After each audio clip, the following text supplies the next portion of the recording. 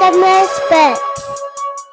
When I came through, all you saw was the ice. But how you live your life is how you live with Christ. You think I'm playing, man, I'ma bring it to you twice. And if you thought it was nice, look at Jesus Christ. He died on the cross, he paid the price. And like Lazarus, he brought a dead man to life. I thank him every day for that sacrifice. And just to let you know, I'm close to him like white on rice. My Lord, how you bless me so. You laced the track, I locked the flow, kinda like Biggie and Diddy way back when. Mama, there goes that man, Rob's back at it again, that's right. I'm back at it again, this time there's no pretend. I'm out here trying to win, cause when it comes to sin, I usually give in. But I'm no longer a slave, my debt has been paid. R.I.P. DMX, no more cradle to the grave like Lee. I got it towards the path I'm on. I lost a lot of people, so I gotta stay strong. I'm here to tell my story. Thanks for having me on. Shouts out to JD for making this song. So here's your medicine. If you call yourself sick, it's the fantasy draft life. So make your pick, sit back and relax. Here comes the misfits. Yes. Welcome, everybody. It's the Ministry Misfits Fantasy Draft 2022 live stream. Brandon unfortunately misscheduled his own schedule, and so he is unable to be here, but Rob the Elder is in the house. Hello, everybody. And we are about 25 minutes or so away from the actual draft, but we are here. If you are listening to this on Tuesday, this is the Ministry Misfits podcast still, but if you did not know, we had our live draft today on Sunday, and Rob has joined us, one, to talk a little bit about his story, as well as the story of the organization that we are supporting through this, which is TIQVAH, and to share a little bit just overall as far as what's going on with him, with Canton, with Stark County, with our kids. And then we're also going to have some fun with some of the other coaches as we get into the draft and make each other mad for taking everybody's top picks. Yeah, that's probably how it's going to go. That's exactly how it's going to go. So, Rob, welcome to the Ministry Misfits podcast. Appreciate you. Thanks for having me on. We've been working on this for a while, trying to get you over here. Yeah. And Brandon was really working on getting you over here, and then he decided to not be here when we finally were able to get this all worked out. So let's start. Kind of like the Browns. There's always next year. Yeah. Yeah. So on that sad note, we'll go ahead and start talking. Rob, go ahead and introduce yourself a little bit. Share a little bit about who is Rob Elder. Yeah. So like Andrew said, my name is Rob Elder, and I'm from right here in Canton, Ohio. I grew up in a single parent home. My father left when I was 3. He was an abusive alcoholic, and he beat my mom all the time. And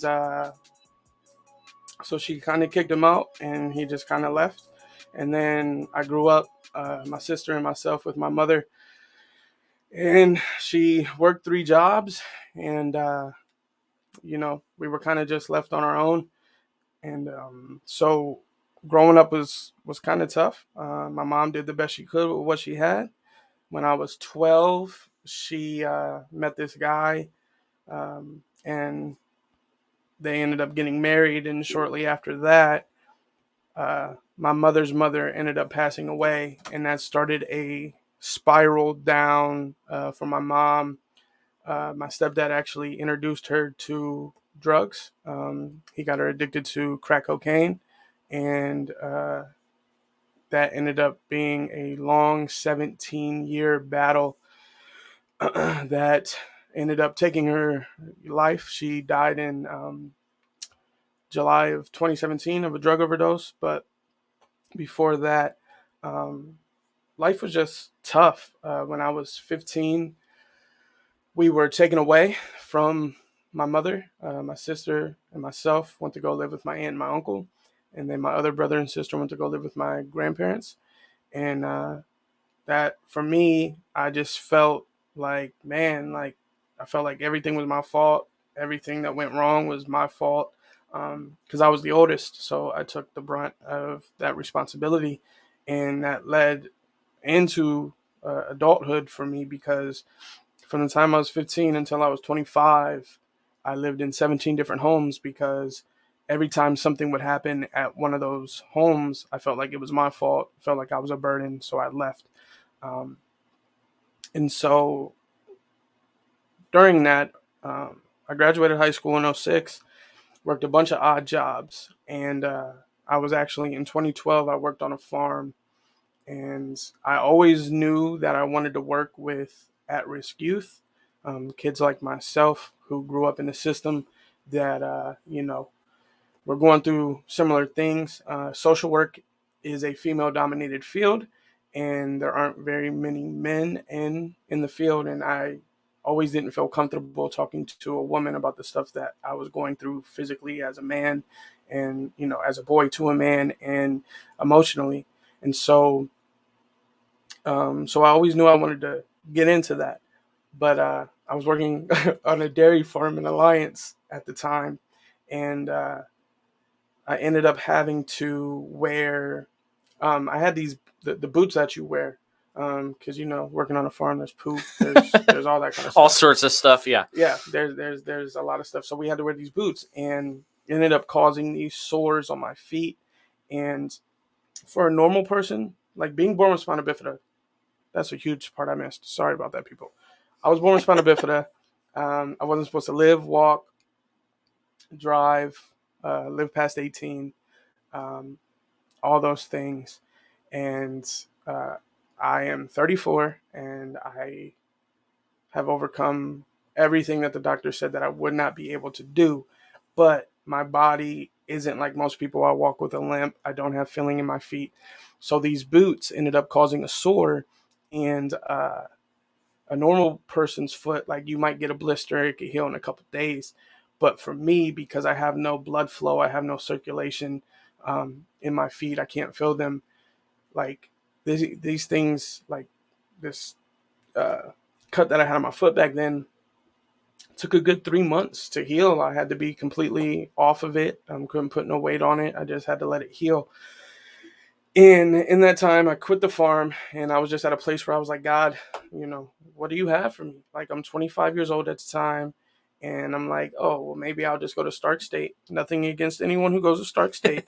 Shout out to Stark State. Shout out to Stark State. You guys are doing your thing. I thought maybe I'll just go to Stark State and get a 2-year degree in communications, and because I love sharing my story, and I'll just go around and be a motivational speaker. And the people that I was staying with at the time, they were like, yeah, you could do that, but we think God has something better for you.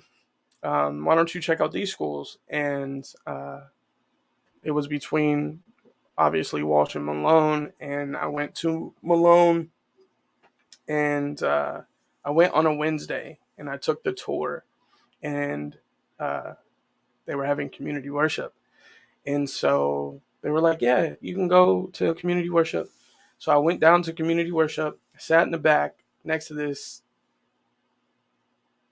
old guy, and I didn't know what was going on, and so I just sat next to him, and it happened. We stood up. He turns to me, and he was like, "Hey, do you go here?" And I was like, "No, I'm a prospective student. I'm looking to come here in the spring."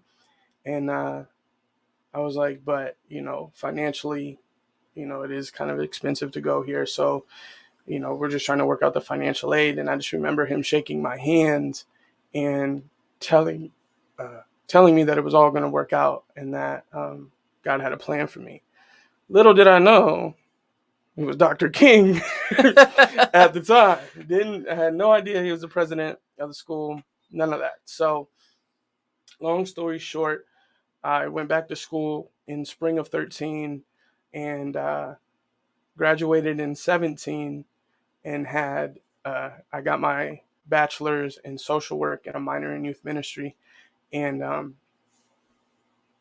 it was cool because walking across the stage and shaking Dr. King's hand, um, he kind of hugged me and he whispered, "Told you it was going to work out." And I thought that was such a cool moment. So I graduated.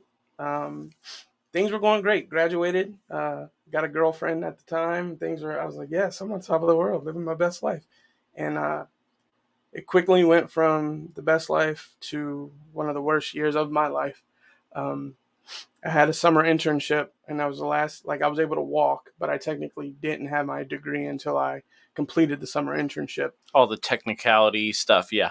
Yeah, so um, I did the summer. Well, I was starting to do the summer internship, and a month into me dating my girlfriend, and then a month into the summer internship, my mother passed away from the drug overdose, and that started a litany of other people passing. And in the span of 9 months of that year, from July until about March, I lost 7 people in 9 months, including both parents.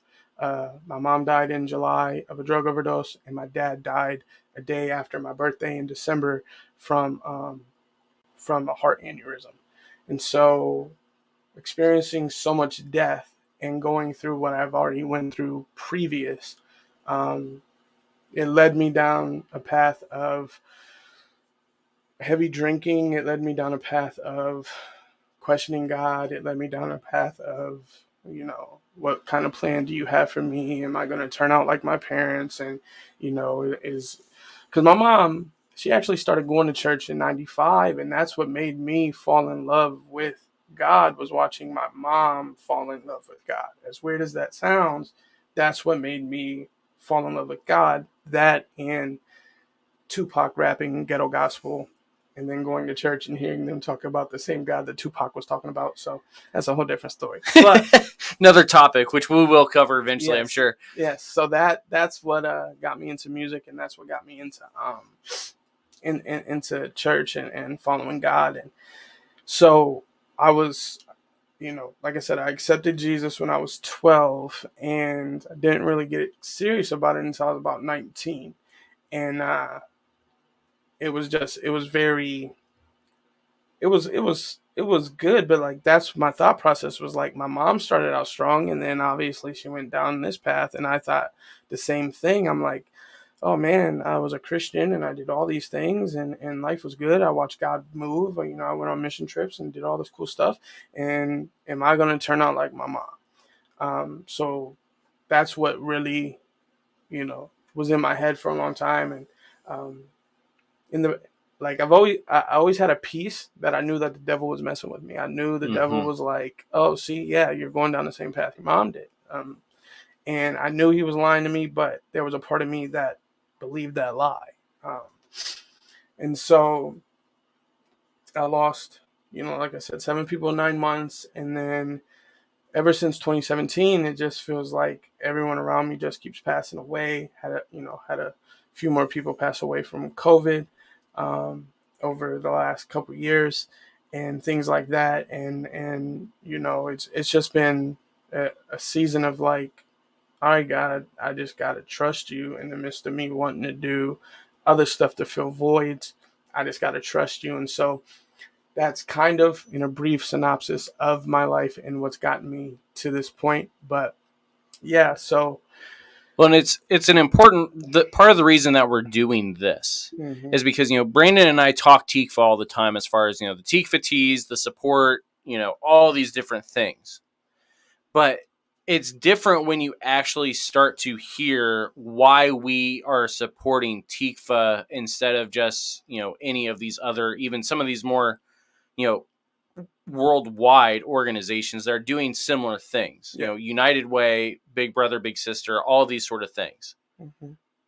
But part of the reason why TIQVAH is different is because of the fact that the leadership has these kind of stories. Mm-hmm. You are one that grew up in the system. You get out of the system, and then things start to feel like they're falling apart. Mm-hmm. But yet, you still are devoted to these kids within our community. So let's start by just looking at you again here for a little bit. What was it that what was the moment where you finally recognized, I know you said, social work was it because it was female dominated. You were uncomfortable with that as a kid. You wanted to see that change. But what was it for you that finally was like, this is what I was called to do? Funny you should ask. So, freshman year in Malone, I was in an English class, and it was one of our many assignments was to come up with, um, I forget exactly what the professor called it, but it was this thing where you put all this stuff on this thing. It was kind of like a slideshow, and you presented your story. And there was a kid from Detroit, and he got up there and he started sharing his story. And at the time, I was a music major because I wanted to learn how to make my own beats and learn how to rap over my own beats because I wanted to be a rapper. So that's why I originally went to Malone. But as he was sharing, um, I was just like, wow, his story is very similar to mine. There's obviously differences, but his story is similar to mine. And I just kept asking questions, and the professor didn't stop me. And then before I knew it, everybody else in the room was asking questions, and we literally stayed on his story for the entire period. And in that moment, and I'm not trying to sound weird or freak anyone out when I say this, but I really, truly, in my heart, believe this. I believe the Holy Spirit spoke to me and said, This is what you were called to do. Right. You were called to hear people's stories and help rewrite them." And so I immediately went to admissions, and I was like, look, I know I'm a music major. I know I'm a freshman, but I promise you, I am supposed to hear people's stories and help rewrite them. So what major is that? And then the lady looked at me. She said, sounds like social work. So I switched majors, and she put me in social work. And it was in that moment. So it was spring of 2013. Awesome. Now, with that, you go from music to social work, which you even said is kind of a big jump. Mm-hmm. But you also then went a step further. Was your minor in youth ministry prior to the social work move, or was that after? It was after. Without throwing individuals under the bus, they fast tracked me in the social work program. And with your bachelor's, it's an automatic 4-year degree. Right. So I was technically done with social work in 2.5, and I lived on campus. So they were like, well, you got to pick up a minor. So that's it. That's essentially what I did is I picked up a minor 2 years into the social work program because I only had a semester left of social work. But someone in the organization forgot that I had a minor, and so I ended up staying an extra 2 semesters a year to finish my minor. But it all worked out. I'm talking about TIQVAH. It really plays the youth minor, the youth ministry minor actually plays a huge role in what I'm doing. Last year, I worked with middle school boys. This year, I'm working with elementary. So being able to use the tools that I learned in those classes to help me teach kids that I'm not used to teaching because one, I'm not a teacher, and two, my niche, like my favorite group of people to share my story with and to really help are high school and early college. Because my story is so deep, it's tough for me to be like, hey, first grader, this is, Right. my mom's on drugs. But something that I'm learning is, um, you know, I'm learning creative ways to go about sharing my story because the reality of it is the population that we work with, these kids are at the age that I was at when things started happening in my life. So in ways they can resonate, but they don't always understand what's going on. Right. And that really is, getting into more of the methodology stuff as far as, we talk about all the time of these kids understand more than we think they do. Yeah. It's just a matter of there's got to be people that are willing to actually let them be kids while they're dealing with it. Right. Which leads us into exactly what you guys are and what you guys do. So let's spend some time here. And I took the pamphlet and tried to digitize it in order, but when it uploaded, I don't know if it was in order. So we'll see how well I can match what we're talking about. But TIQVAH, what is TIQVAH? What is this organization that Brandon and I keep talking about that we've never actually really introduced? So TIQVAH is a nonprofit that just really tries to embody Christ. Our goal, like you see on the screen, our hope is with this after school program to give students a safe place to express themselves, learn about God, and to be able to lean on the staff and each other to we use this phrase in social work, to become productive members of society. Right. To show them that yes, this is my story. I am a part of my story, but the circumstances of my story do not determine who I have to be going forward. Right. And so, you guys have it in a nice abbreviated form. And so we'll jump over to that in a minute. But, the key thing you're talking about here, and again, this is part of why, Brandon and I in Third Street as a whole are so invested into what is going on at TIQVAH specifically, is that you guys are trying to teach identity in Christ, not identity in circumstance. Yes. Without negating the circumstances and without saying that your identity doesn't matter until you get to that point, and with allowing them still to also be kids while dealing with all of it. Yep. So you guys have it spelled out as risk. Yes. These are your is risk. And we talk at risk kids all the time. Yep. But that's not necessarily what you guys are talking about, even though that is your actual audience. Right. Yeah. So risk it's a cool little acronym that I believe Maquita came up with. But it's relationship, identity, safe place or safe space, and knowledge. And that's our goal. We want to be relational with these kids and teach them how to have good relationships with others. Like you hit on earlier, we want to show them that they have an identity and that their identity is found in Christ. We want to provide the safe place for them to be able to express that. And then knowledge. We want them to have knowledge. It's one thing to know LeBron James because he's a basketball player, but it's another thing to know LeBron James because you're his son. You know what I'm saying? Right. Like there's two different things. So knowledge of who they are because of whose they are.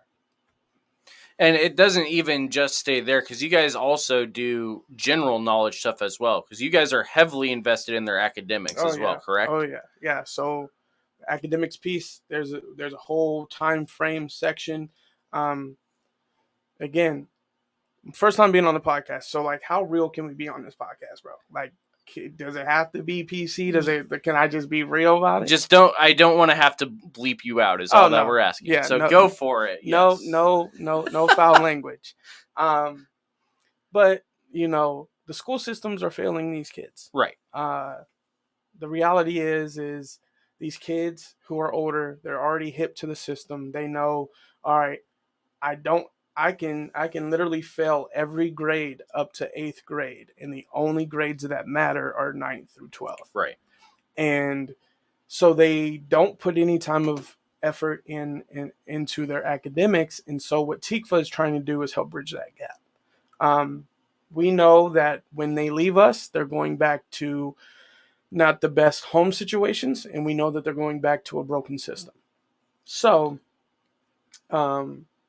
what we feel like we're doing in our hearts is to bridge that gap. And what I mean by bridging that gap is giving them tools in different ways to, let's say, help a seventh grader who's still on the third grade reading level. Right. You know, what we're doing is trying to get that kid to do these tasks or these, what is called dyslexia. And they get on this thing and, you know, they're doing their stuff. And what it's doing is it's slowly bridging that gap to help them get to where they are age and grade wise. So yeah, their academic piece is huge because we know, you know, that education goes a long way. Let's be real. A lot of, especially males, young males in our program, their goals are either to become a rapper, like myself once thought I was going to be, or an athlete. And you know, so we're really trying to help them understand, like, yes, those are great goals, and you should go after them if that's really where your heart is. But your academics not at the expense of everything else. Yeah, your academics can take you a lot further. Now, speaking of athletics, real quickly. Yes. This isn't just a normal episode. Because it is draft day. It's draft day. And we are about 45 seconds before the draft begins. Yes. So take a moment, Rob, to get yourself actually ready for that. We are going to continue talking TIQVAH here in a moment. We do also have some other special guests that are going to be joining us throughout. Some faces you have seen before, some faces that you may not have, some voices you may have heard before. I've been on some of their shows as well. And so we are going to get all of that kicked off here. The countdown is showing 10 seconds to draft. And we're going to go for, at least with the live stream portion of it, the plan is to go until about 5:00 Eastern time. And we're just going to go with it. Some people are drafting live. Some people are drafting auto picks. In fact, the first pick was done through auto pick, and I didn't even see what it was or who it was. But we're going to be introducing some people here throughout. But we wanted to remind everybody of why we're actually doing all of this. And so I believe, yes, shout out to the Christian Podcast Association director himself. Eric Nevins is currently on the clock. And I believe he is about to pick. How's it going, Eric? Great. How are you? We're doing good. So who did we take here? Well, Jefferson, Minnesota wide receiver. So here's the thing, man. I haven't played fantasy football for at least 5 years, so all these names are new. It's gonna be fun. That's all right. So I am on the clock apparently, and we'll see what I can do here. Hopefully he has not already been taken. No, he has not. So, Rob, I already told you that I have a different strategy than most for this, and it may make some people mad. But so we're going with Nick Chubb for the first pick this year. So that way good old Brandon can't take him from me early on. So, Eric, give everybody a little rundown here before we keep moving on. Christian Podcasters Association, what's that all about? Yeah, so I started Christian Podcasters Association in 2017 as a way to just bring Christian podcasters together. At the time, that didn't really exist, right? So podcasting was still one of those things that people were like, you do what now? Today, most people have heard of a podcast, but that's our goal, is to just help Christian podcasters find each other, get the support they need. We offer training, we offer memberships, and coaching. So all the things. It's been a lot of fun. Awesome. So we're going to say goodbye to Eric for a moment. He'll be back. I believe Dorsey Ross is the next one picking. He also is a member of the Christian Podcasters Association. I've been on his show. How's it going, Dorsey? Good. How are you? Doing all right. So who'd you go with here? I went with Tyreek Hill. Nicely done. So, Dorsey, give everybody a little bit of a rundown. You have your own show. I've been on it. We were hoping to get you on, and then there were some scheduling issues going on. What's your ministry all about? Yeah, I'm an evangelist, itinerant speaker, and I travel around and share my story of what God has done in my life. Awesome. So his website is up on the screen. Like I said, you can go check him out. You should go check him out. He has an awesome story. I've been on his show. We're still hoping to be able to work schedules around to be able to get Dorsey over here on Misfits as well. But we are going to quickly switch back here as Rob Elder is currently making his first pick himself. So, Rob, what are we thinking here? Well, unfortunately, I had to get Kamara. Oh, so sorry. Yeah. Unfortunately. So sorry. Now, we do have the next person picking right now is actually my brother-in-law, who is supposed to be joining us, but it looks like his camera may be off. So we'll see if he's ready to announce a pick or not. Oh, there he is. So Caleb here was our second place winner last year. He lost to Coach Dwight McDowell, who you all have heard, and with Marriage Map Ministries and everything like that. He lost to him in the championship game last year. So Caleb, what are we going with here with your first pick for this season? Ava's here to tell you. Who are you going to pick, Ava? Eric Jones. Eric Jones. Why Eric Jones? Did you just like the name? Oh, she can hear you. Oh, Do you like okay. the name? No, I told her who to pick. There you go. Whatever works, right? So, Rob, real quick, let's keep walking through while we wait on a few more picks here. Give us an idea here of a normal day at TIQVAH. What does a normal day look like for you guys during the school year? I know summer was a little bit different. You guys did a lot of family events, things like that. But what does a normal school day look like for you guys here at TIQVAH? You guys see what he's doing? I'm 2 picks away, and he's trying to get me distracted. You're not 2 picks away. Oh, you are 2 picks away. I'm 2 picks away, so he's trying to get me distracted. So sorry. So sorry. I don't get who I want. You see? I how didn't. he does? I thought you could multitask when you agreed to do this. You should know this by now. I take fantasy drafting very seriously. Okay, so sorry. Oh well, you're up now. So let's see what you got here. Where are we going now, Rob? With my second pick, I am going AJ Brown from my Philadelphia Eagles. Alrighty. Now, let's clarify here. Philadelphia. Why Philadelphia for you? Philly. So the reason why I picked the Eagles as my favorite team is because 28 picks. The reason why I picked the Eagles, I was in 7th grade, 6th or 7th grade. Grew up in a single parent home. The only thing I watched on TV was Lifetime with my mom and WWF. That's it. Which is a very different combination to have there. Yeah, she would watch her shows, and then she would let me have the TV, and I'd turn on wrestling. So that's what it was, and I didn't know anything about football. And 6th, 7th grade, you start to get around friends in school, and the question came up: how are you? What's your favorite team? And I went to plain local schools, and our mascot was the Eagles. So I said the Eagles. And they were like, oh, you like Philly? And I was like, I guess so. And literally from the time I was 12 or 13 until now, I've been a diehard Eagles fan. All right, then. So we do have a familiar face on here. It is his pick right now. What's up, Antoine? How's it going? Yo, you caught me looking at my screen trying to figure out what I'm doing. Oh, What's you're up? good, How's man. everybody doing? How's it going? Good. I'm good. What's been going on with you besides this draft? Oh man, everything's going on. But now we're trying to do a lot of different ministry avenues and working on young adult ministry stuff as well as racial reconciliation stuff. And trying to get my Madden game right. So it's all kinds of things going on right now. But we keep it moving. Thanks for having me on. I appreciate it. Oh yeah.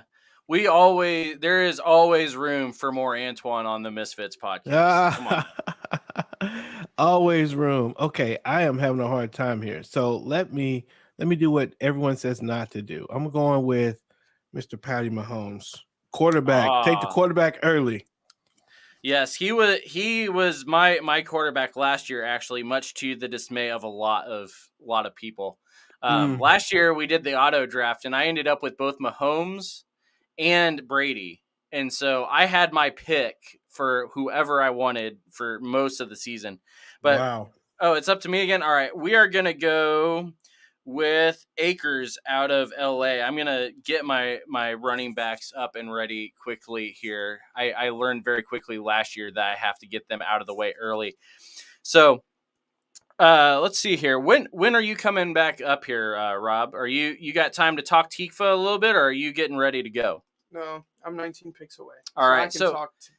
All right, you can actually talk why I had you come on now. So what is it with TIQVAH? What is a typical day look like for you guys?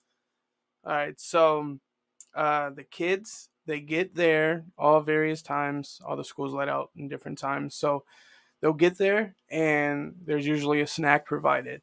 And just the time to just welcome them in, hang out, make them feel welcomed. And we just hang out until the majority of your class shows up. And then we start out with what we like to call circle, where we take 3 deep breaths in and then out, and then you pray, and then you do 3 questions. You do a feeling question, a get to know you question, and a commitment question. And the reason for those is the feeling question is to get a gauge on where these kids are. If they had a bad day at school, if they, if they're happy, if they're sad, what's going on. So we ask that question. And then a feeling question, it could be anything of, if you had $1 million and can only spend it at one store, what store would you spend it at? Just to see where their head's at, see where they are, what they like. Because usually when you ask those types of questions, they tell you a lot about themselves. So, a lot of my boys last year, they were really into the anime stuff, and they were like, oh man, if I was a character, I would be on this show. I would be on this. I would be on that. And so it's just a basic get to know you question. And then the commitment question is probably one of the most important questions, but it's the least answered question. And what I mean by that is we ask them, so what is your commitment for today? And a lot of them say to have fun. Now, granted, they're kids. That's their goal, is to always have fun. But the reason why we ask them those commitment questions is because, so let's say a kid says, my goal is, my commitment is to keep my hands to myself. So at the end of the day, we have another closing circle, and then we ask them, were you able to keep your commitment? So it's a way to keep them accountable with themselves and with each other. So after circle, all the rooms are different, but after circle, we had go time, which is basically like a recess. And then after that, it was usually enrichment, which was either cooking, science, art, and STEM.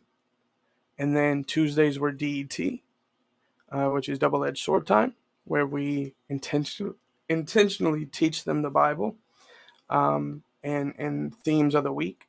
And then, so elementary last year, since COVID, elementary had 2 groups. Like, I guess before COVID, everybody came every day, all the time. And that's how it's going to be this year.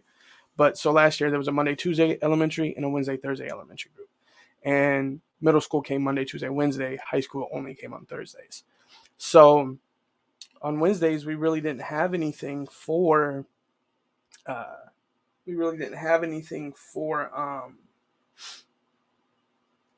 sorry, I'm trying to get ready. Yeah, you're good. It's my pick, so.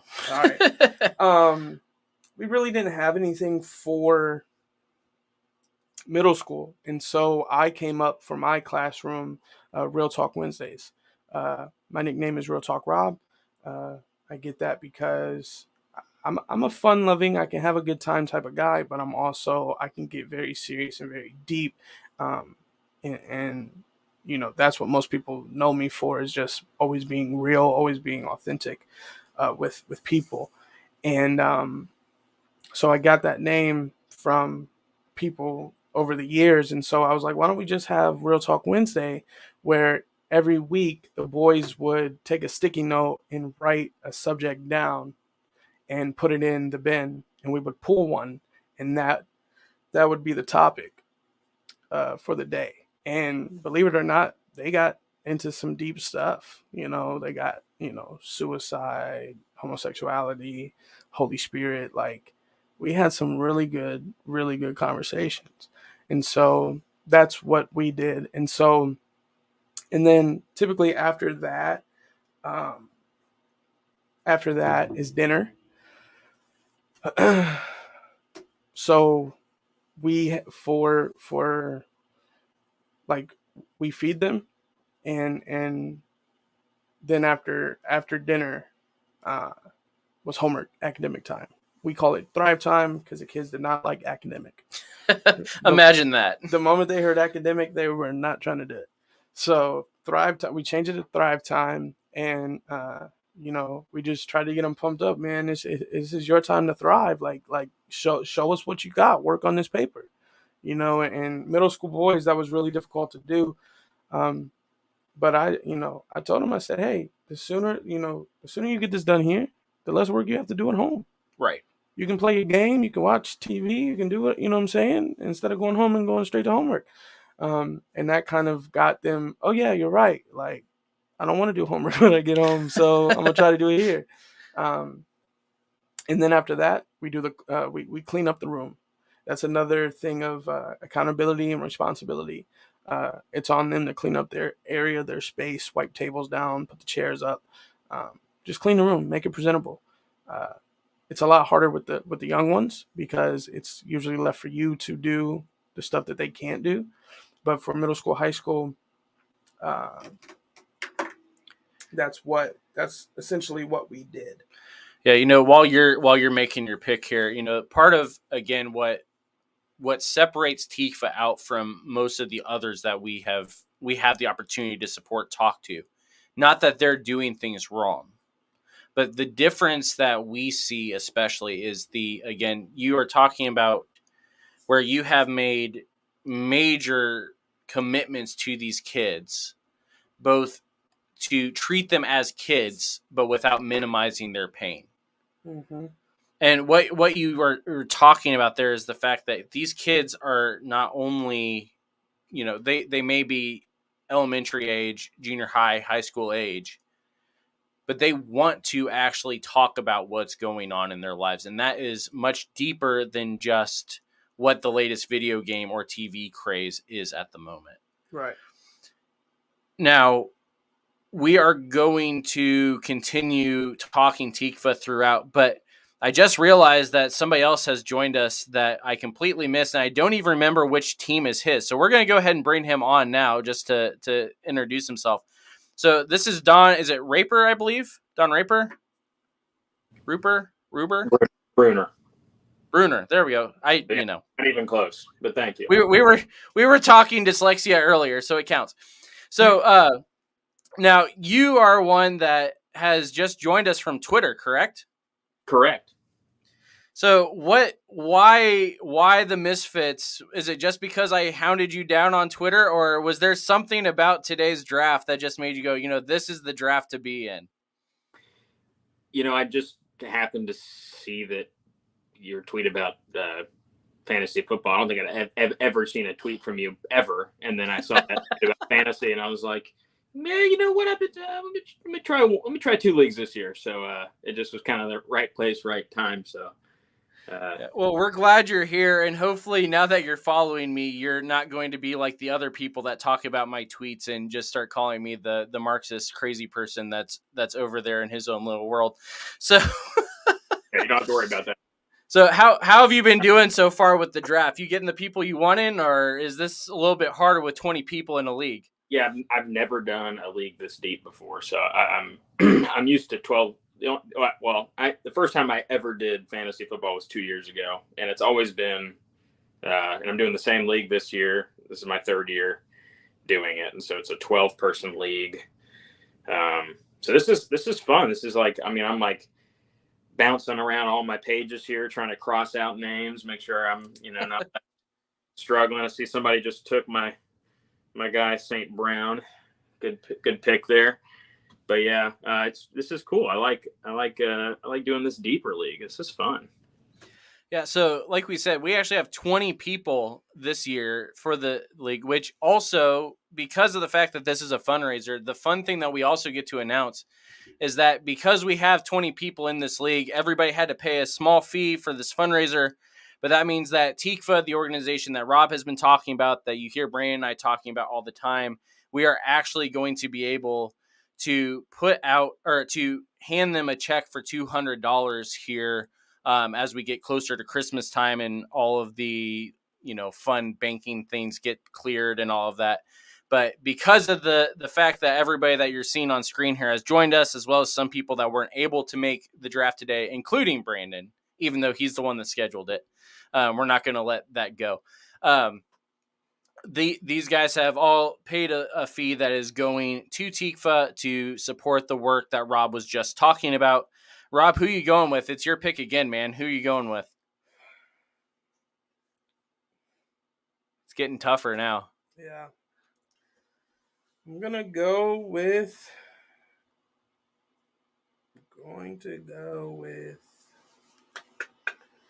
Jerry Jeudy. And we've got to very quickly, before we bring Dorsey back on to announce his next pick, I want to highlight the fact that my brother-in-law has left the stream after apparently I made a pick he wanted, and now he's trying to trend cheating commissioner on social media. So if you see that, report that as fake news. So Dorsey, what's going on, man? Who are you going with now? I just picked who did I just pick?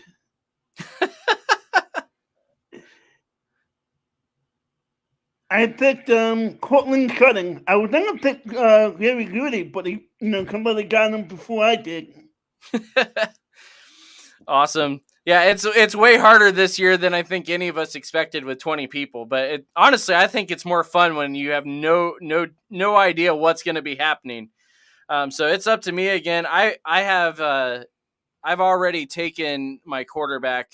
I took Lamar Jackson. I'm going to actually go ahead and just get this out of the way. I'm also going to take Tucker from Baltimore as my kicker, since last year that actually cost me a couple of games, was the fact that I don't remember who I had. I probably had the Browns kicker, which is why, I kept losing with my kickers. But so Rob, what was the other thing we needed to talk through? Oh, what is actually the stuff that you guys, because I know you have been working this summer to get a lot of things going with TIQVAH as far as getting things back up. Shout out to Maquita. Maquita is the director. She took over for longtime director.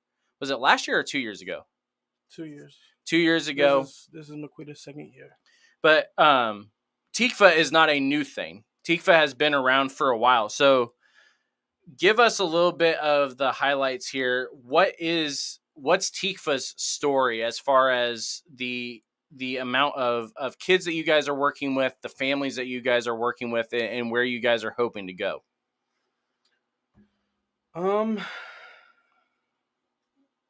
Well, there's some things in the work that I am not allowed to speak on. Oh, come on now. I cannot speak on them because it's not public knowledge yet.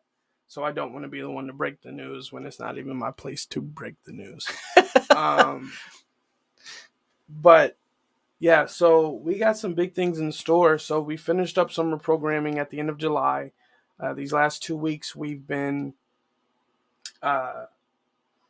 doing training, and then on the 12th of September, the kids come back full time until May. So yeah, just gearing up, looking forward to this year. But yeah, we got some big things coming in the next few years, and we're really trying to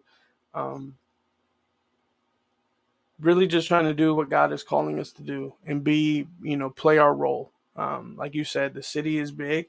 There's a lot of different organizations trying to do their best to help Canton.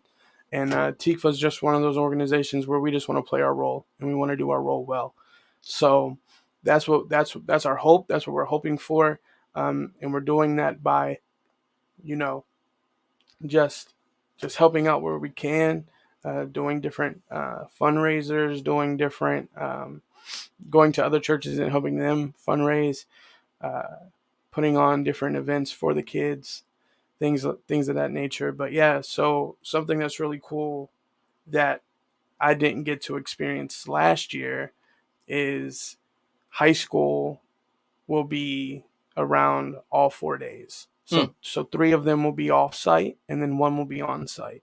So Miss Lori Moline, she works for Mentor Start, and she is just such a godsend. She is like the resource queen. Whatever you need, she has a resource for it. But she has different things lined up, taking them to college visits, taking them to different job opportunities. Like last year, we went to Stark State, we went to Habitat, we went to a bunch of these different places and showed them what it's like a typical day at these places. And so she will be doing a lot of stuff with them Monday through Wednesday, and then they'll be on site Thursday in the building. So I'm looking forward to that, seeing them around a lot more, because middle school and elementary, they still got a little bit of a ways, and it's cool to see high school doing what they're doing now, and so we want to help them now be the best versions of themselves that they can be. So we got them all for 4 days. Every there's no more broken up groups. Elementary is going to come 4 days, middle school is coming 4 days, and high school is coming 4 days. So that's going to be new and exciting to me. This is my second year at TIQVAH, so I'm excited for that. I'm excited to just do my best to impact these children's lives with what God is doing in my own life and what He has me doing at TIQVAH. But yeah, we got some exciting things coming. If you guys have me on again, maybe later this year, early next year. Maybe you'll be allowed to share your secrets. Yeah, maybe I'll be allowed to speak on things that are in the works. But there's some exciting things coming, and we're just praying that God puts His hand on them, and we continue to do what God has called us to do in this city. Yeah, and one of the things that because we already talked. Your call to social work was one that you weren't really expecting, but that has been obvious that was definitely a holy discontent type calling. While you make your pick here, I'll just keep talking. My wife currently is going back to school for social work because she has had the same sort of draw and calling to do these sort of things. And one of the things that we have found is, I've been doing inner city ministry for a decade now. My wife's been doing inner city ministry with me for a decade now.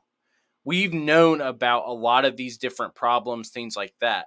But one of the things that has been very interesting that we found while doing some research for one of her projects was she went and pulled the school ratings for the area. So all of Stark County, which we have about 4 high schools here within Stark County. 4 or 5. It depends on if you consider Massillon part of Stark County or not, probably.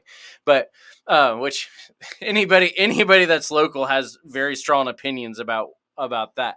But one of the things we discovered is that the school with the lowest budget actually has the highest scoring as far as the way that schools are ranked and scored here within Ohio. Kansas City has the highest budget in the area, but the lowest scores. And part of what that shows us is part of what you're talking about here. And this is why I think, the fact that you guys are pouring into the high schools so much right now is going to be so beneficial, is that the test scores, as far as what was actually affecting them, had much more to do with the situations going on at home than it had to do with the amount of money or care that the city was putting into the classrooms. How is it? What is the stuff that you guys are doing? Oh, you're picking again? My goodness, what is with this snake draft, man? You remember how you said you want people to get mad? Yes. So whoever picked before me, thanks for making me mad. Well, that was an auto pick, so you have nobody to blame but the algorithm. Yeah, the algorithm can kick rocks. So who you going with now?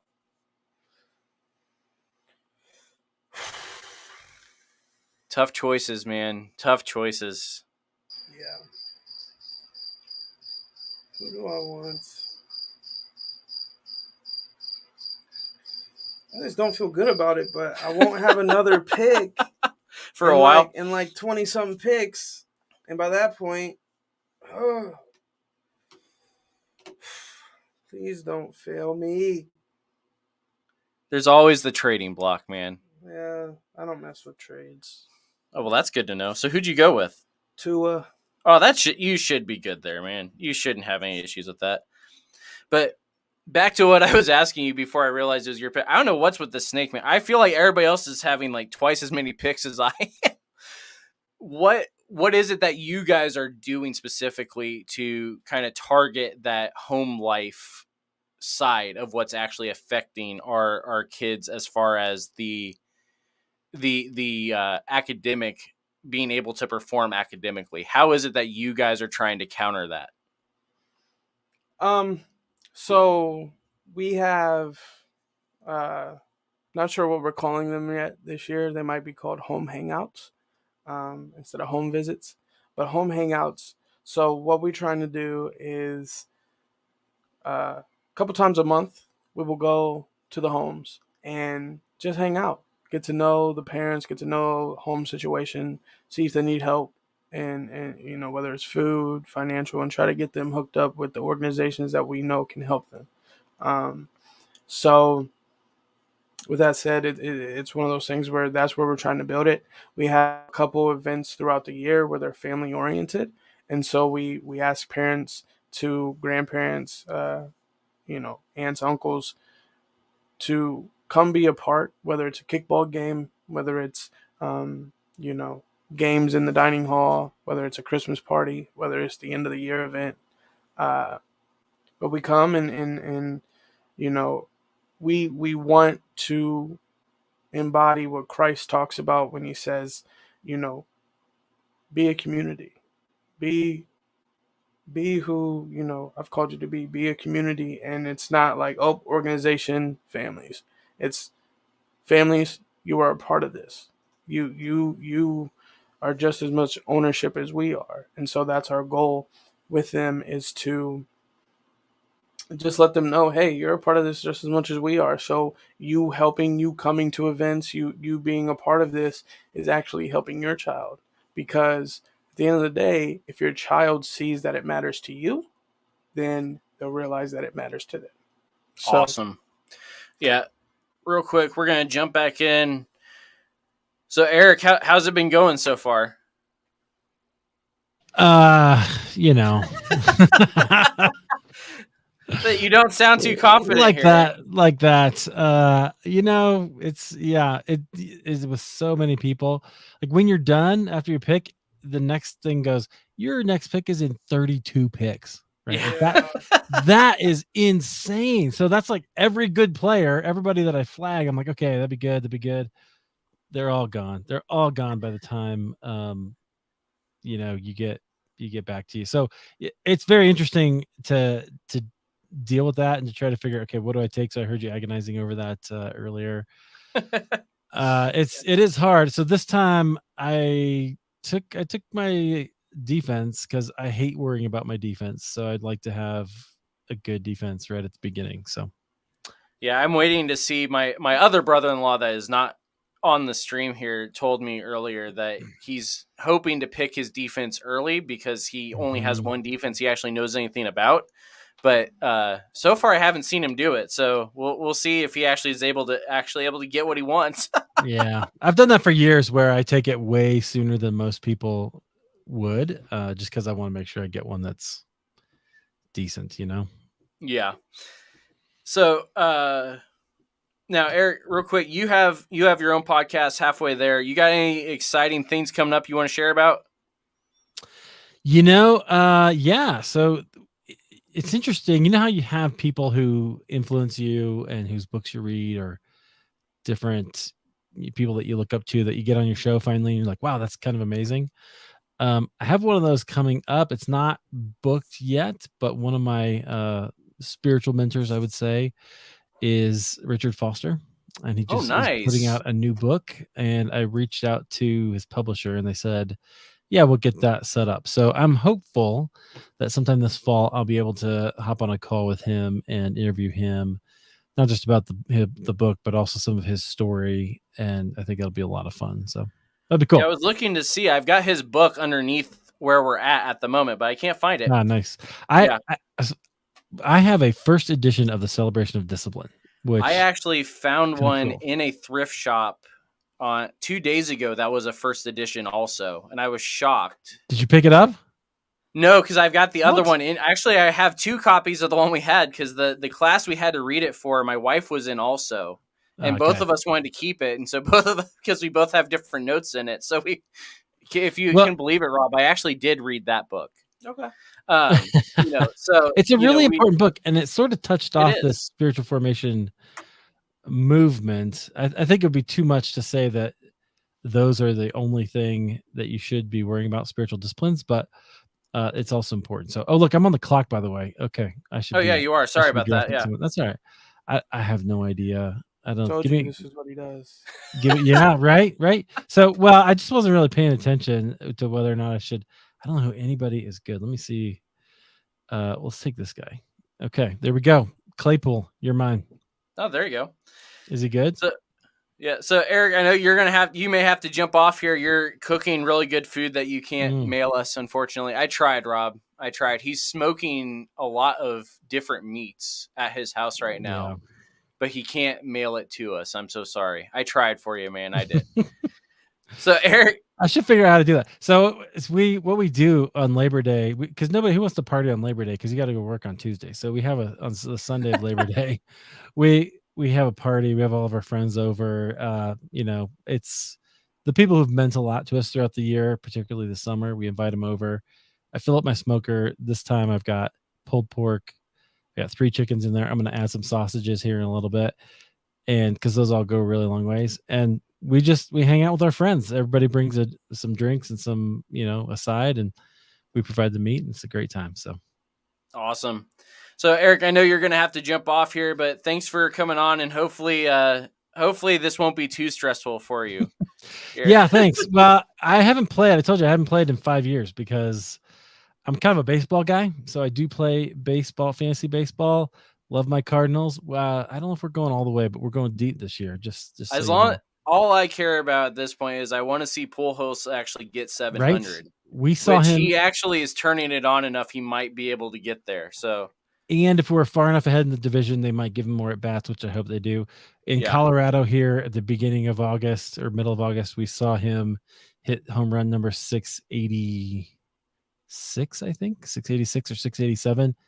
That was awesome. And I've seen many of them through the years, but it was pretty cool to see him turning it on just here at the end of his career. And you know what? Maybe we need a little bit of that magic to go all the way. It'd be great.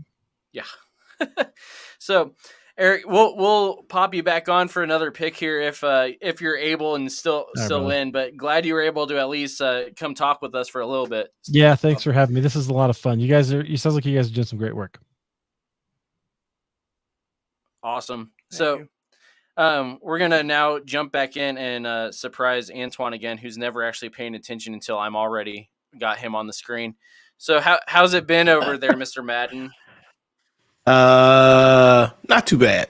Not too bad. I'm not, given that it's 20, I had no idea it was going to be 20 people, but given that it's 20 people, that makes a lot more sense. And it actually makes me feel better about a lot of the picks that I'm having to do. That means that everybody Which is you're on the sharing clock, pain. by the way. I don't know if you knew that. Yeah, I know. Okay. So I'm going to go with, I'm very familiar. I already knew where I was going. So I'm going to go with, I'm going to book in my running backs in Minnesota. So since that running back situation has to be I thought maybe I would be able to get Josh Jacobs earlier, and because I'm a Raider fan, and that would have made me very happy.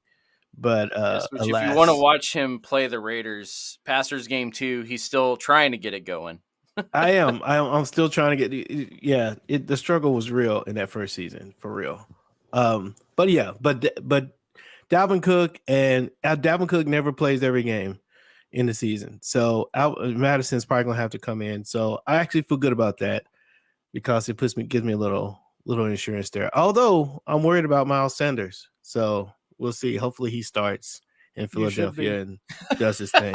As an Eagles fan, I as should an be Eagles worried about fan, Sanders. homeboy gets hurt every 2.5 seconds.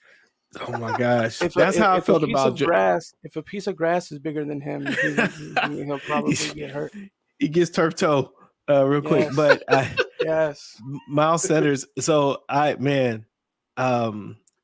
felt that way about Josh Jacobs. Actually, Josh Jacobs hasn't played a full season either, and so anyway, the running back situation is the thing that's hurting me the most. But who knows? I am a trade guy. So if I'm here for the willing and dealing.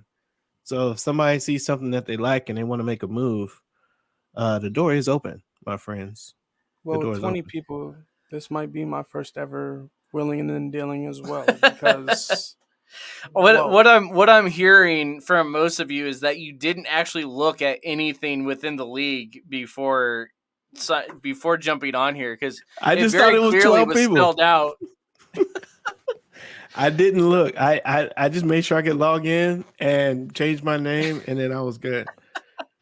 And came in, and you had to tell me when you say, "Oh, it's 20 people." Like, Claude, 20 people. I whatever pick I am, I'm happy with it. It would be crazy to wait 30 picks. Are you kidding me? 30 something picks. I have seen Wow. I have seen some of you guys actually go around twice before I've had a pick. So this random snake thing seems to be extremely random, because it's forwards and backwards, so that does make sense. Like, everyone should pick twice before you, I think. Right. So, real quick, Antoine, are you still in the process of trying to build up your writing base, correct? Or have you A little bit, yeah. I mean, I'm doing a lot of things, so I am trying to do that. But the most important thing I'm doing right now is developing young adult ministry resources for young adult ministries across the country. So I've been interviewing young adult ministry leaders from across the country, trying to identify the biggest resource needs for those ministries. And our goal, I lead an organization called Elevate, which is a young adult ministry organization. I pastor a community out of that organization, but we also develop and will be developing, a pool of resources for young ministers who are just jumping into that ministry. And usually there's no really clear steps and places to go. And so over the next year, we're going to be pursuing being a one-stop shop young adult ministry organization, resource organization. So if you're starting young adult ministry, or your church is thinking about that, they're probably excited but have trepidation about how it starts, what to do first, what to do second, and so forth and so on. That's where I want to come in and really be a big help. So I'm hoping that's what happens.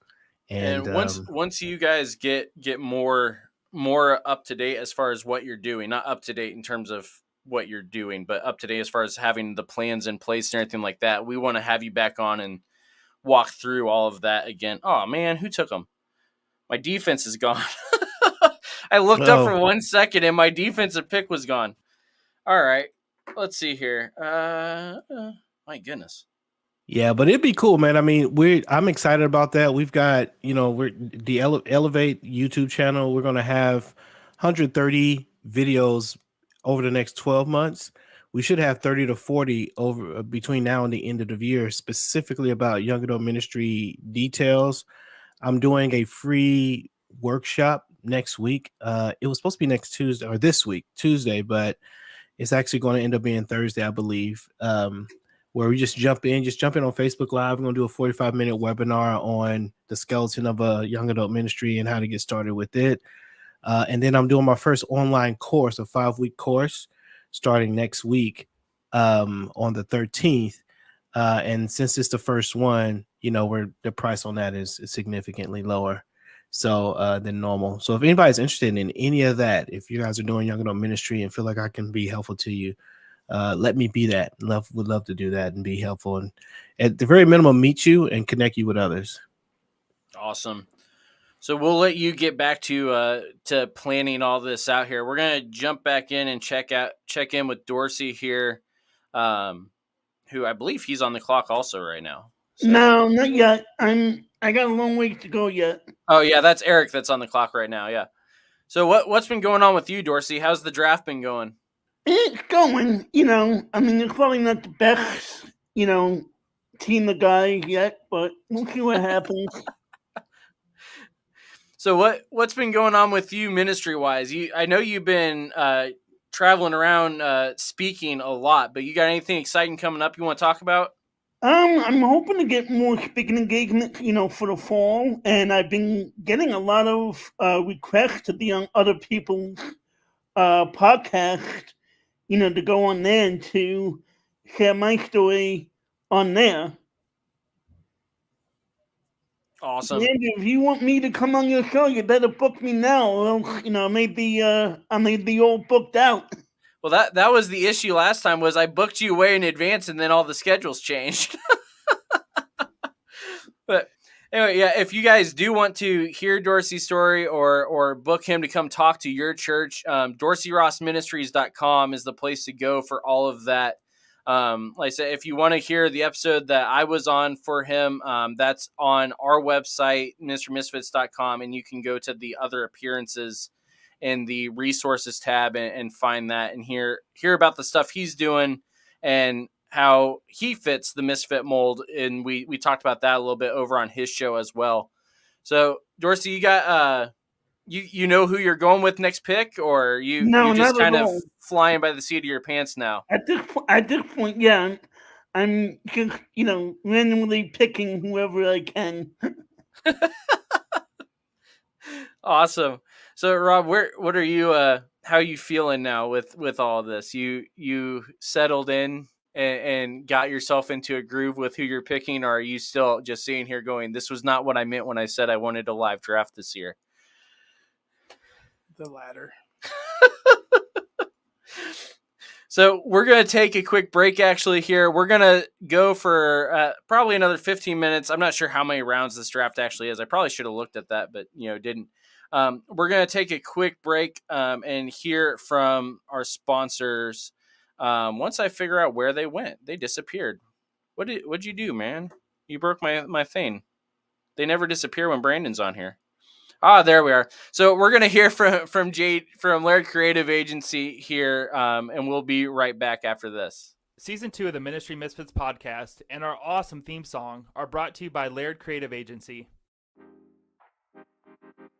In our social media world, the next connection is always one click or scroll away, and your business has to be ready when they find you.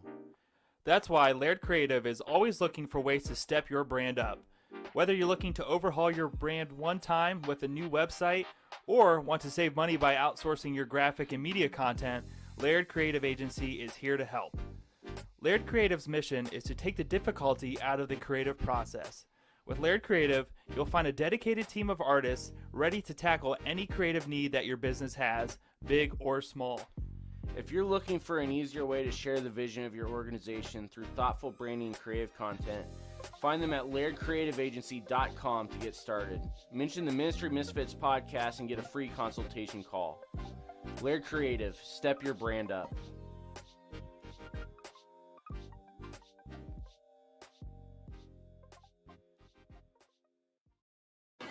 All right, welcome back. We're still here. Rob's still here. Dorsey and Antoine are still hanging on with me as well. We'll be checking back in with them here in a little bit. Rob, how many picks away are you? 7. 7. All right. So I won't distract you, I promise. But we do still have a little bit of stuff we wanted to talk through as far as what you guys are doing, where this money is going, everything like that. Before we get to that, while you're figuring out what you're doing next, we want to make sure that we do mention the fact that TIQVAH right now is in the middle of a major fundraising campaign, not associated with the campaign we're doing right here. It's the Champion of Hope. They're looking for donors that are willing to become monthly donors, similar to like what we're doing with Patreon. But this time it is through TIQVAH. The money will go to them. You will, for your support, you will start to receive some different invites to things, different information coming in the mail, things like that. If you want, though, to just donate to TIQVAH directly, you can, again, go to TIQVAH.org/donate. They're always looking for some financial assistance to be able to continue to do the work that they are doing. And also still up on our website are the TIQVAH tees, which you can get in the store.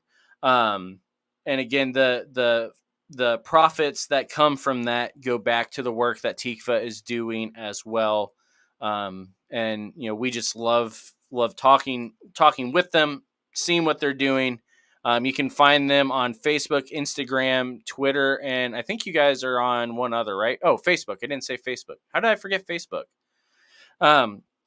You guys can follow them there and get a lot of updates on stuff they're doing. You guys just went to a Rubber Ducks game last week, right? Yes. And got box seats even. Oh my gosh. It was such a cool experience.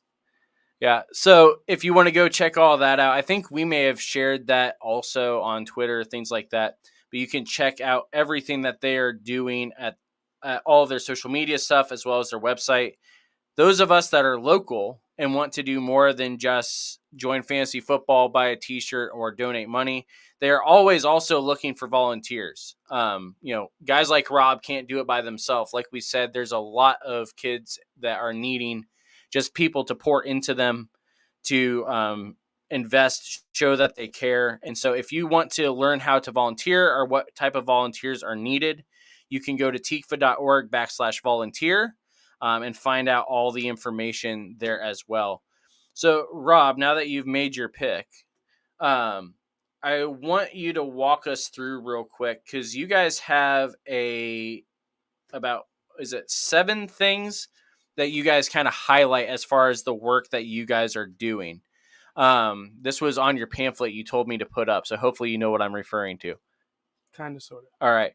So the first thing that you guys talked about is that you guys, I got to get rid of this.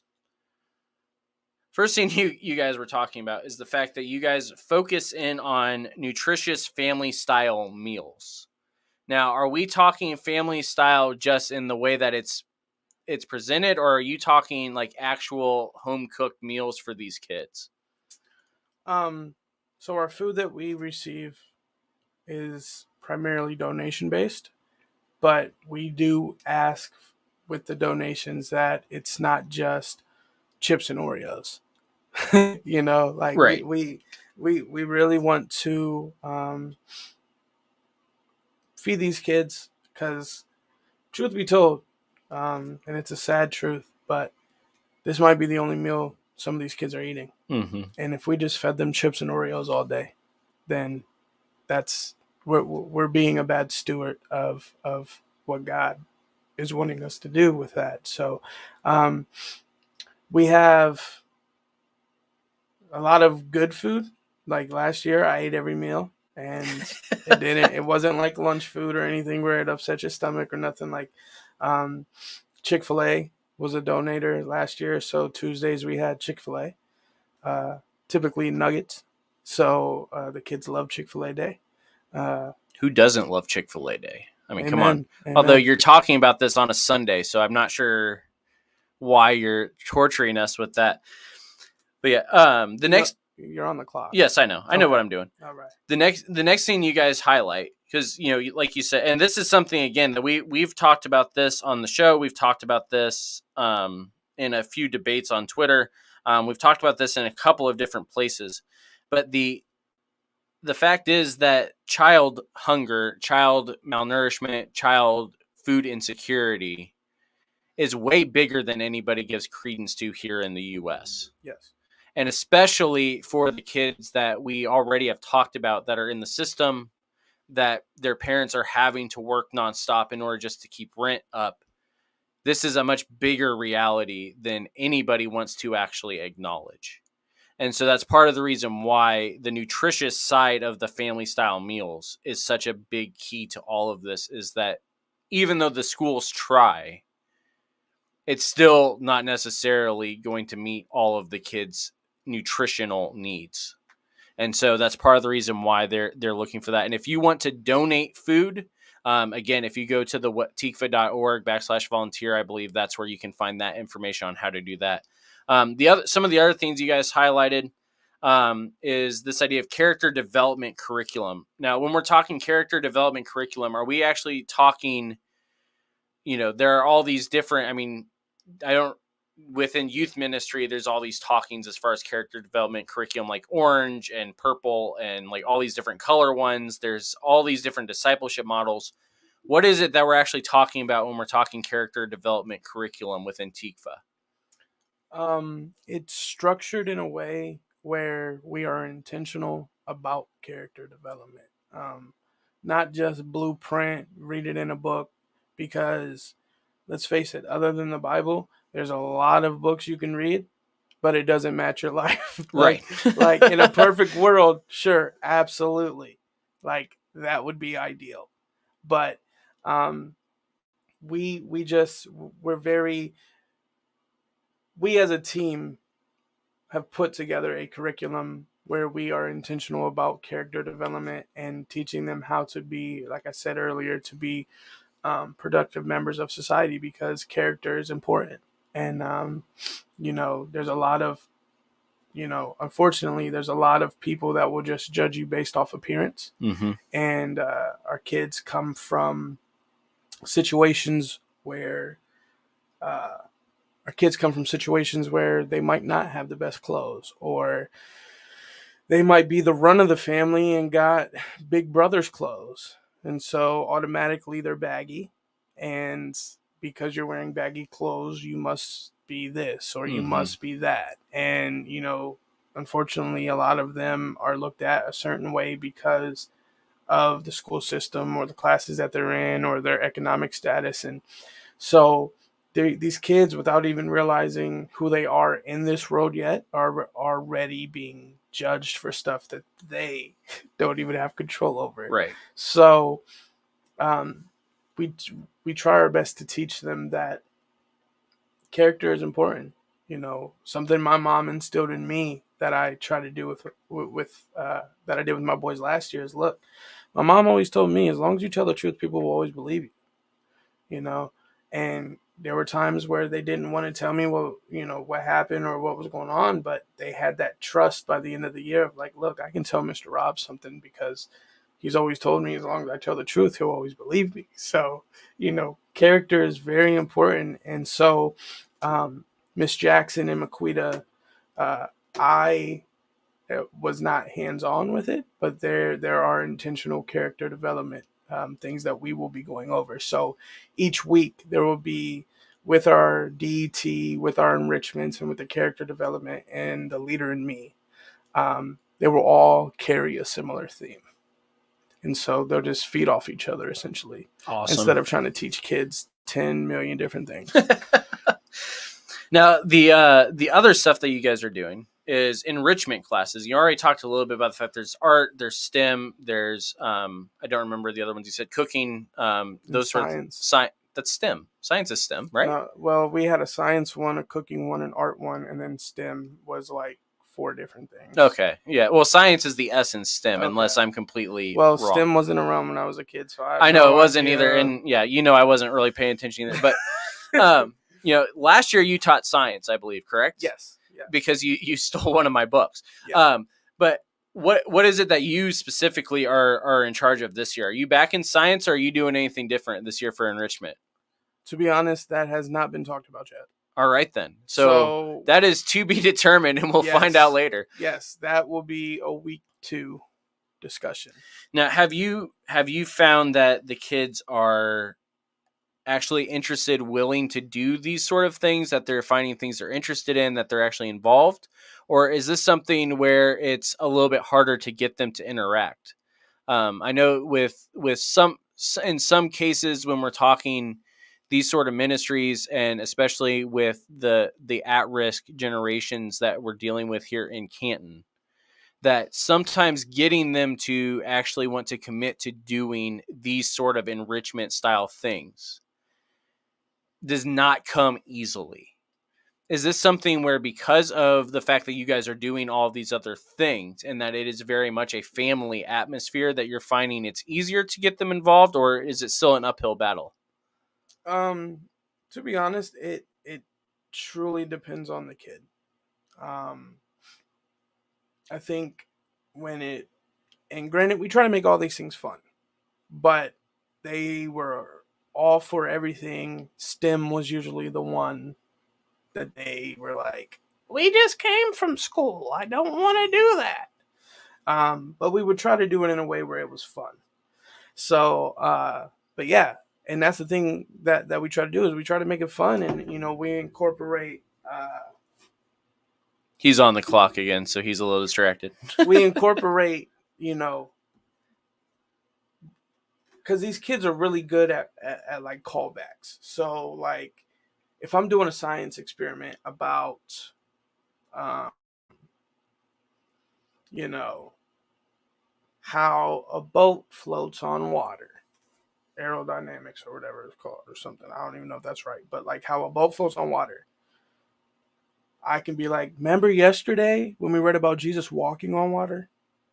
You know what I'm saying? Like we try to do it in a way where we incorporate, remember what we did yesterday, and this goes with this because of this, and this is how this flows. So, for the most part, they're very receptive to it. They love our, when we have events and field trips and things like that. But one of the things that we really try to do is get them excited for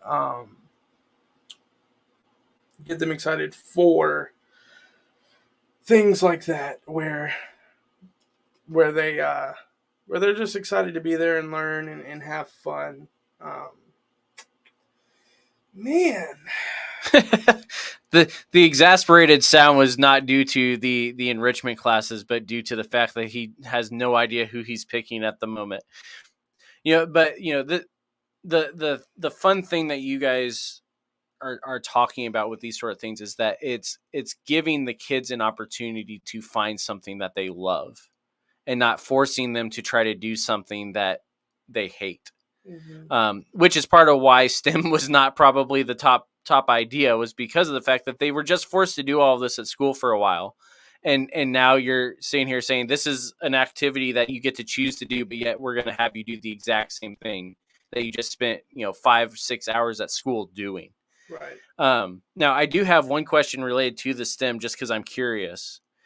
Are you guys doing the robotics coding stuff, or is it the other types of STEM? Because I'm just curious as to what you're doing with it. The other types of STEM. The other type of STEM. Okay, I was just curious. So, a lady that worked with us last year, she's no longer with us. She's the one that taught STEM, and it was like, she would just create, like, each time she had STEM, she would try to hit every letter. So she would just create things to just, get them mentally stimulated or whatever, and get them engaged with what was at hand. So, yeah, no robotics. Awesome. Now we got a couple others. We do have a question also. Somebody wants you to weigh in on here in a minute. We'll get to that in a second. But you guys also, the fourth thing that you guys deal with is personal hygiene products. And now this is something that probably people looking at, it's like, well, this is obvious. You guys are giving them toiletries, but that's not all that's involved there. Why is there such a need? Obviously, we know why you would want these kids to understand personal hygiene, but why is this actually such a big need that you guys are actually going out of your way to make sure that these kids are taken care of in this way? Because, again, the unfortunate circumstances where they come from, and maybe there's no one at home telling them to brush their teeth or wear deodorant, or I didn't deal with the young ladies, so they handled what young ladies need. needs. But it's just very important because if we're the only Jesus they ever see, then just like Jesus did back in the day, like he tried to teach them, he tried to teach them how to be the best versions of themselves. So, that's what we're trying to do. Hey, we know you're young. We know your body is changing. We know maybe no one's at home talking to you about this, but these are essential going forward. So that's something that we practice. That's something that we do for them, but not only for them. If I can be real for a moment, a room full of sweaty I was about to add that. middle Yeah. school boys Yeah. is not a good look. It's not a good smell. So, yeah, teaching them how to wear deodorant, teaching them how to put it on, teaching them, hey, if your body reacts to this one, a gel one, why don't you try a solid? Why don't you, instead of just not wearing it anymore, Yes. because it's hot. And these boys like to play, and the building you guys are in, for those of you that don't know, is one of the older churches downtown Canton, and there is no air conditioning. And this summer, while you guys were doing it, we had a few days that you guys had it where we were in the triple digits for temperature. So a lot of junior high school age boys without deodorant in that sort of situation is not going to be pleasant at all. So, and I believe you guys take donations for the hygiene products as well, correct? yes. Honestly, we'll take any donations that are made that are within the means of TIQVAH. We don't want your leftover food. Right. We don't want already used toothbrushes or things like that. But yeah, we are always open and willing to receive any donations, whether it be monetary or it'd be hygiene for the boys and girls, or clothes or whatever. So yeah, we are more than grateful for every donation that comes in. Awesome. Now let's see here. The next thing that you guys have here is, and you've already kind of highlighted some of these, playtime and other activities. Play is a big deal for what you guys are doing, and we've already kind of talked about why that is. But give us an idea, what kind of activities is it that you guys offer for these kids to be able to do? For Go Time, we call it Go Time. I think that's what this is. Playtime, other activities. Yeah, that's Yeah. what it said on the pamphlet. Yeah, Go Time. We call it Go Time. That's recess. We play in the little yard in between the church. Wish it was a little bigger. Not greedy. We are downtown Canton, so space is a little limited. But yes, I would agree. You don't have a lot of space there. No. So the big thing is kickball. Kids love kickball. The reason I said I wish it was a little bigger is because some of these boys can easily boot it across the street. Yes, which we're hoping that Brandon and I are going to actually be able to come and broadcast one of these games eventually. We unfortunately had some scheduling mishaps for the summertime, but we're hoping to be able to actually let you guys see how well these kids can actually boot that ball. Yeah. So, well, maybe when you guys come broadcast, we will be at the park by 3rd Street. Yes. So, but in between the church, every day they play kickball. There's jump rope. There's chalk. There's footballs. So, but yeah, so we've had to be creative. We've had to be creative, and we've had to make it work in the sense of, all right, you guys want to show your powerful leg and you think it's funny? Well, if you're kicking in the street, it's an out. So it's helped keep the ball in play instead of and it teaches control as well. So we're back to character development there. Yes. So it's an out if they kick it in the street. There's certain boundaries that are automatic fouls and things of that nature. But yeah, there's kickball. There's, like I said, jump rope. It's back to him. He's focused in on picking. Glory to God, bro. This is way tougher than I think anybody was expecting. I was kind of anticipating all of this, but apparently that's because I was the only one that actually was looking at who else was signed up and how many people we actually had. So, yeah, I'm gonna take him. I don't want to take him. Who are we talking here? But I can't believe he's here. Who are we talking? Peoples Jones. Oh, really? From the Browns. I didn't even realize he was still there. So I'm taking him. I don't want to take him. All right, then. Because he went to the school up north. Yeah. Anyway, yeah. So the other things you guys do there, you do have a clothing boutique, and now normally when you hear boutique, it's thinking a little bit higher price, but obviously we know that's not the case. So, what is the whole clothing boutique side of what you guys are doing? Yeah, so that's another donation. We get in contact with a organization that for the last few years in the fall and then in the spring, they bring some of the best slightly used clothes, some brand new clothes that you've ever seen. Like there's been times that I've gotten a couple hoodies and stuff because it is just that nice. I got a really nice Nike hoodie and a really nice Ohio State hoodie. And we set it up just like a clothing store where you have the little kids table, you got, teenage girl table, you got a little guys table, you got a middle school, and then we have a high school guys table and a high school girls table, and there's shoes that they can get. But yeah, basically we just let them go crazy. We let them go in there and fill up like the grocery store reusable bags. Like, now granted, if they go really crazy, like we say, hey, you really don't need that, you just kind of want that. But yeah, they can fill up almost as many bags as they want and take them home. There's a miscellaneous table, and then there's toys.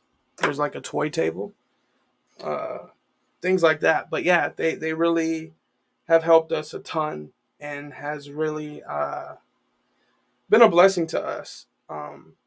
So yeah. So with this pick, I'm going out on a limb. I'm hoping it works out down the line. That does not build much confidence. I'm just saying. Well, he's still here. A ton of people forgot about him because he's probably not going to play until October, early November. I'm taking Odell. Okay. You go right on ahead and do that. Hey. So, no, I don't remember because I was picking if you had said this. This boutique is not necessarily free for the kids, correct? But it is a much lower price, or is it free for the kids? I think TIQVAH might pay, but it's free for them. Like awesome. they'll just go in and just fill bags. And now there's also the other side of this is that this is also, again, part of the character development side as well, because like we've said multiple times throughout, the kids that we're talking about that are attending TIQVAH, this may be the only opportunity they have to be able to get some of these things like the Nike hoodies, the Ohio State gear, things like that. And so the fact that they are able to look good, although I would argue the Ohio State hoodie doesn't really help much, but it is fantastic. Right. But it does help build confidence and allow them to feel like they have their identity is not in their situation, which does bring us to the last thing that you guys really focus in on, which is this idea of community celebration. What all is involved with this? Because this isn't just like, oh, we're throwing a big party for, we're not having a big block party necessarily every other day. But you guys are having the same kind of community impact that you would with those sort of celebrations regularly. So what all is involved with this idea of community celebration? Yeah. So like I said, we have different events throughout the year. A lot more of those in the summer, actually. But during the year, different community partners will show up, and we might go out and clean up trash, or we might go to a neighborhood where the kids are from and pass out water and food and snacks. Um, but this idea of community celebration is just saying, hey, we're an organization in the area, and we want to let you know, like, you are loved, you are cared for, and together, let's celebrate and make this place a better place. Awesome. So again, if you want to find out more about TIQVAH, their website is TIQVAH.org. And you can find out all about that. You can donate there on the website. You can volunteer on the website. You can find out what they're needing in terms of supplies, things like that. You can also find their latest financial campaign as well, which I believe it's 100 donors in 100 days. 100 days, which I think we're somewhere in like the 60 range Yes. of days. So if you want to find out more about that, again, TIQVAH.org, or if you go to our website, ministrymisfits.com, and specifically it's ministrymisfits.com/fantasy, you'll be able to, keep an update for those interested as far as the standings going on, who's winning, all that. So that way my brother-in-law and Coach McDowell and Rob himself can't accuse the commissioner of not being transparent, even though everything's been laid out for a while. You can find out all that, MrMisfits.com/fantasy. But from that page also, you'll be able to donate to TIQVAH directly. You'll be able to go to their volunteer page. You'll be able to find the TIQVAH tees in our store. Find out all the information that we've talked about today. It'll all be right there in that page as well. Again, the TIQVAH tees are still on sale as well here on our shop, and the profits from that go back to the work that is being done at TIQVAH as well. I believe we are down to the last couple of picks here. Looks like we only have one open slot left. At least for me, I only have one open slot left. So let's check back in real quick with Dorsey before we go. Dorsey, how'd it go? I think you may be done, aren't you? Or do you have one more pick? I got one more pick as far as I know.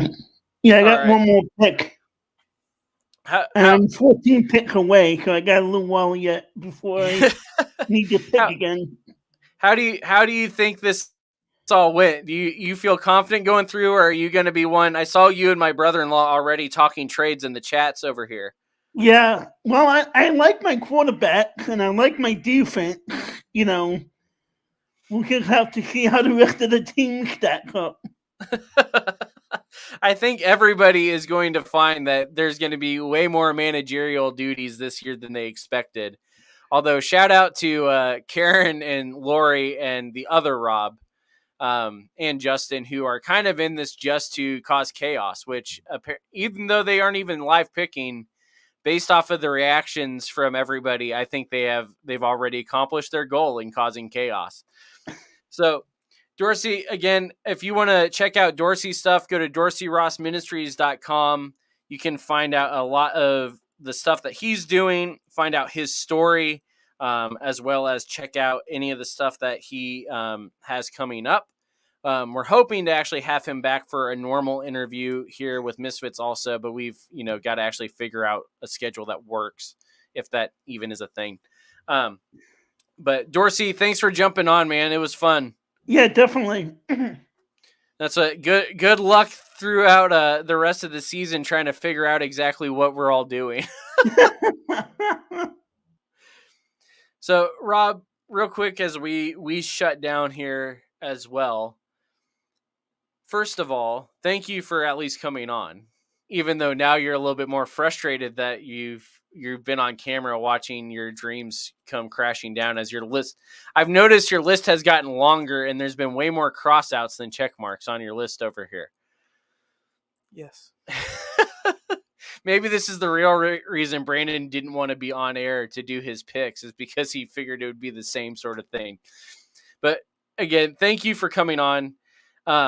Again, he is one of the elementary team leaders there at TIQVAH. That's part of the other reason why he came on, was to to explain what's been going on with TIQVAH, where this money is going, what it's going towards, and all that fun stuff.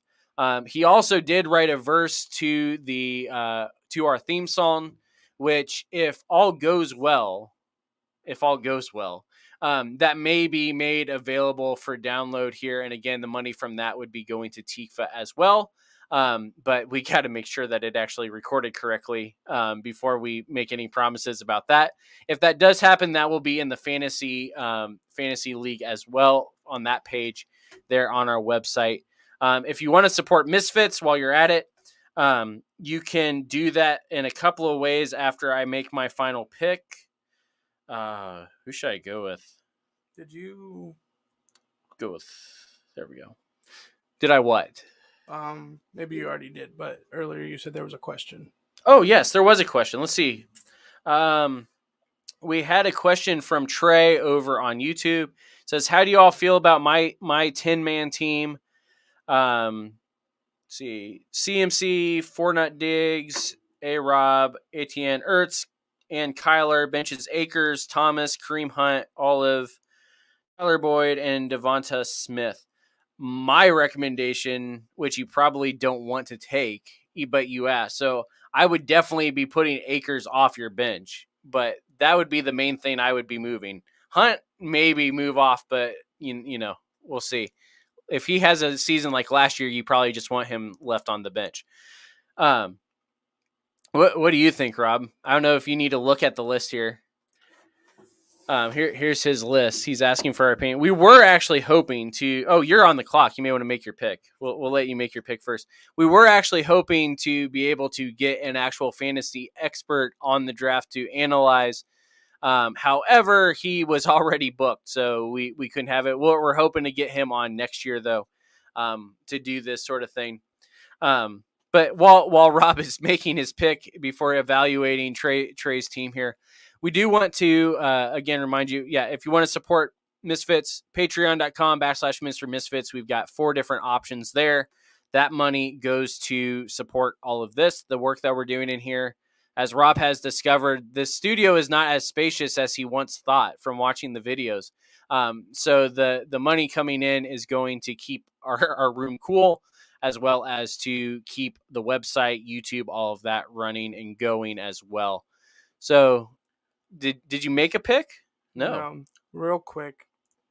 I'm going to pick a guy, but for the first time ever in my life. You're already announcing a trade before you've even picked the guy officially? No, I'm just saying, like,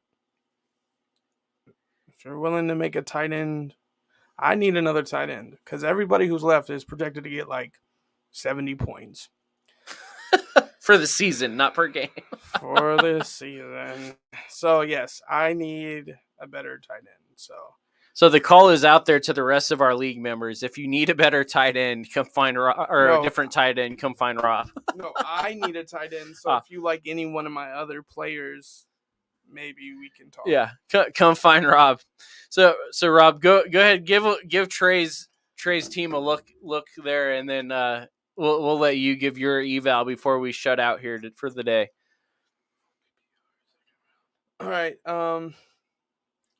Like you said, Fournette, Diggs, A-Rob, Etienne, Ertz, Kyler, benches Akers, Thomas, Kareem, Olave, Boyd, and Devonta Smith. Well, as an Eagles fan, if all goes well, and Jalen Hurts can throw the ball more than 5 times over 20 yards, I say Devonta Smith. I would move him up. I think Olave is going to have a breakout year depending on the quarterback situation in New Orleans. So I say keep him on your bench for now. But as far as be open, yeah. Yes. But as far as your actual lineup, I like it, honestly. I like your lineup. It looks pretty good. And here's the thing, and this is what I was saying earlier. Actually, in one of my other drafts. People are like, oh, I'm not sold on Ertz. That's fine. You don't have to be sold on Ertz. But Hopkins is out for the first 6 games. Right. So Ertz is probably about to get a ton of the ball, you know what I'm saying, thrown Right. his direction, at least for now. So I would say keep him in since you have Kyler. But yeah, as far as it looks to me, it's better than the team I have currently.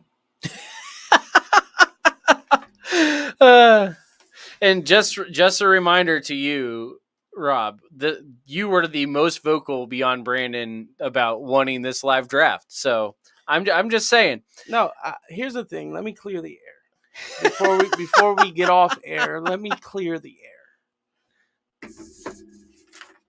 air. I'm prepared. I knew what I wanted, but the problem that arose with the 20-person draft, as I believe Antoine, is that? Yes. As he said earlier, is you pick somebody you feel confident in, and then 30 picks later you have to ask yourself, is he worth picking because his mom, dad, sister, uncle, granny, daddy's goldfish might die and he might get off the bench? That's what you have to ask yourself when you're in a 20-man league. So with that being said, that's the only part that I was not expecting, was the actual snake order itself, because you've even said it yourself. It felt like there were people picking multiple times. It was much more random than I expected it to be. Yeah. So, but that way, hey, even though Caleb is already trying to put out that I had apparently, been fixing this whole thing, I had no idea the draft order either. But our draft is finished. I think this was fun. It was a great time. I think it was fun. Again, we want to thank Dorsey Ross, Eric Nevins, Don.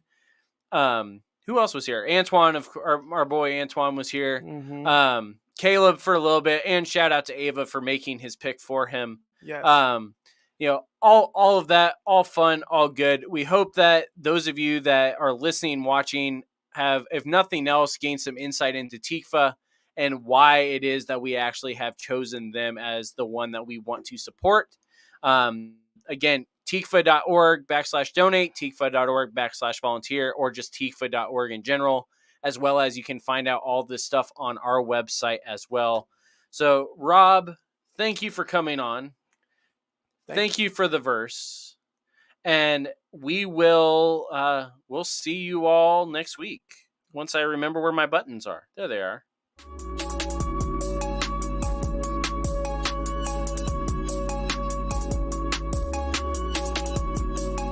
The Ministry Misfits podcast is a production of Ministry Misfit Media in association with Overwhelming Victory. Dr. Greg Linville and Andrew Fouts are our executive producers, and Brandon Simmons is associate producer. The Ministry Misfits theme song is written and produced by J.D. Laird and Laird Creative Agency. If you would like to get in touch with us, you can email us at ministrymisfitmedia@gmail.com or by following @ministrymisfit on Facebook, Twitter, Instagram, and TikTok. You can also visit our website at www.ministrymisfits.com or through bio.link/Ministry Misfits. If you would like to support Ministry Misfits, you can become a patron by going to patreon.com/Ministry Misfits.